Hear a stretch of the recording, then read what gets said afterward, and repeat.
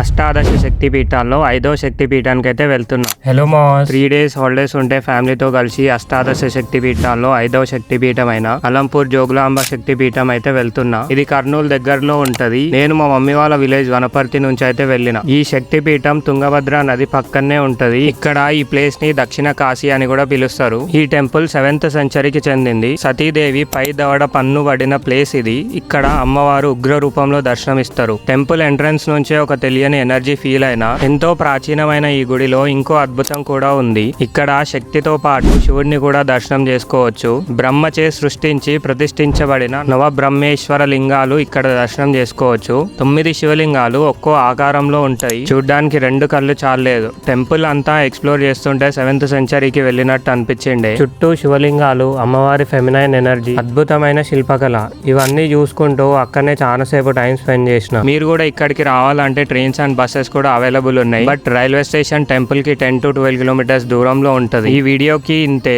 ఇంకో వ్లాగ్ లో మళ్ళా కలుద్దాం. Until then do follow లోకయాత్రికుడు.